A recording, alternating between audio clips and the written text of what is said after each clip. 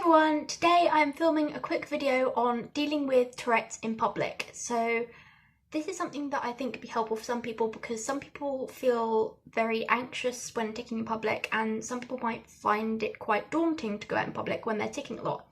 But I think the first thing I would say in regards to going out in public when you're ticking is other people's reactions have nothing to do with you, because if somebody stares, it probably just means they're curious. If somebody makes a nasty comment, then it reflects their own misunderstanding and ignorance. So it is nothing to do with you, as you can tick as it's a symptom of a neurological condition. You are not doing anything wrong by ticking and being yourself, because it is involuntary, and holding in your tics can actually make it worse later on, as tic suppression shouldn't be encouraged as it can be quite unhealthy.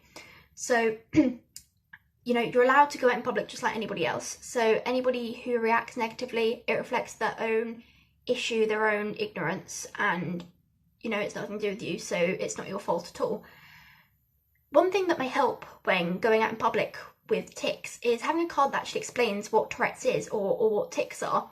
This can be helpful because if somebody asks, what are you doing, or why are you making that noise, or something along those lines, you can show them the card, and you can get cards that explain what Tourette's is by printing them out from online, or you can buy them from places like Stickman Communications or the TikTok Therapy website, or you can make your own. Making your own can be quite fun as well, because you can sort of personalize it and say, like, these are my tics and everything. So that can be quite helpful for some people, especially if you don't feel confident enough saying it yet, as sometimes if you're asked a question you might freeze or be quite anxious, like too anxious to answer.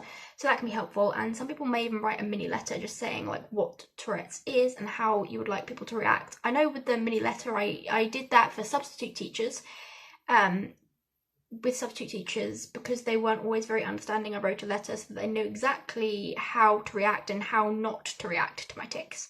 And that was quite helpful. The next thing is you could rehearse what to say in your mind, sort of write something down and rehearse it to respond to people when they ask what you're doing. You could just say, I have Tourette syndrome, it's a neurological condition and I can't control the movements and vocalizations that I make. And you can kind of rehearse the replies to questions you may get. And that can sort of help you if you tend to get kind of stunned on the spot and forget what you're saying. You've got that rehearsed and you know what you have to say. Sometimes it can also help to imagine yourself in that situation. What would you do if somebody said something to you? How would you respond? Imagine that situation in your head, and it can kind of expose you to that, so that if it ever happens you won't be as anxious about it. But yes, headphones and sunglasses can also be beneficial for some people. Sometimes wearing sunglasses can prevent you from making eye contact with people, because if you make eye contact with people and tick something, sometimes it might be a little bit awkward. So some people might find it easier to wear sunglasses, and for some people it may help with light sensitivity as well, depending on the shade. But I think that this may help people, because sometimes when I'm in public and ticking, I try not to make eye contact with people because I feel like it would be really awkward if I just looked someone straight in the eye and ticked at them. So that may be helpful. And also wearing headphones, people are less likely to think you're talking to them or yelling at them if you're wearing headphones. So that may help as well. The next thing is sunflower lanyard. This is a sunflower lanyard. It basically just shows that you have a hidden disability. That's what it really is. It started off, I think, in airports, but now lots and lots of shops here in the UK and potentially other places as well sort of see this as a sign of disability. So people are less likely to think you're strange or anything because they know that you have a condition. This is mine. It says I can't wear a mask, so that's what this is. But I also have the wristband, which my friend gave to me, which was very kind of them. But yes, sunflower lanyard can be very helpful to show that you may need extra assistance because you have a hidden disability. You can get that from the Hidden Disabilities website, I believe. The next thing is you could work on anxiety management and see if there's ways that you can decrease anxiety in public, because it can be a bit of a vicious cycle. If you're anxious about ticking in public, you're likely to tick more, which makes you even more anxious, and then you tick more. So working on anxiety management can be very helpful, whatever that may mean for you. Different things work for different people. But also confidence building. Confidence building can really help because you can empower yourself and know that you can't help it, this isn't your fault, it's a neurological condition, you're allowed to go out just like everybody else, you can stick up for yourself, you know, you can build your confidence enough so that you know this isn't your fault and you can be empowered and accept yourself as you are, because once you accept yourself, it's easier to stick up for yourself as well. The next thing is going out with someone. If you don't yet feel comfortable enough to go out on your own, then maybe you could go out with a friend or just someone who understands, like a family member or a partner or something. And this could be helpful because it helps reduce your anxiety if there's someone with you.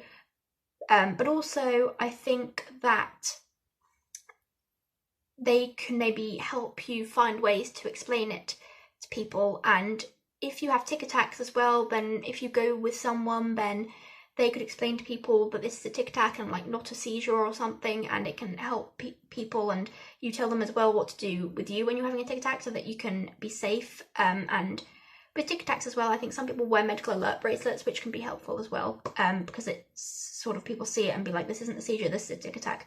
But that can be helpful for some people as well. The next thing is Tourette's t-shirts. I have a couple of Tourette's t-shirts. One of them says cure ignorance, support Tourette's awareness. I don't have them with me now, but if I did, I would show you. But that can be sort of helpful because the awareness of Tourette's is kind of increasing, and when you say Tourette's, hopefully people know what you're on about. So having a t-shirt that says something about Tourette's on it can be helpful because people are less likely, again, to think you're faking it. I have been accused of faking it in public. If you feel like you're faking it, I can assure you you're not, but people might say that. But if you wear a t-shirt, then you're showing people what this is, and you're not just going around in public doing these things for no reason. The next thing is sometimes finding methods to manage tics may help. Of course, you never need to feel like you have to suppress. Suppression should never be encouraged, but sometimes doing things that actually help you manage your tics in public can be beneficial. So for me, singing can sometimes help. If I'm going past someone and I'm worried about ticking at them, I'll start singing, and I'll sing Hamilton or Pink Floyd. I've sung before. I need to learn more songs. I usually just sing the same song over and over again. I need to learn more songs. But singing can help some people because it decreases people's tics. Also humming. Humming works for me sometimes, but not all the time. It depends if it can satisfy the urge to tick, and it depends how severe my tics are on a given day. And also chewing gum helped with me personally because it kind of, again, gave me the sensory input I need and was very calming. So chewing gum can help some people. It can act as redirection. So those sorts of things may be helpful for some people as well in public to decrease the tics if they are causing you distress and stuff.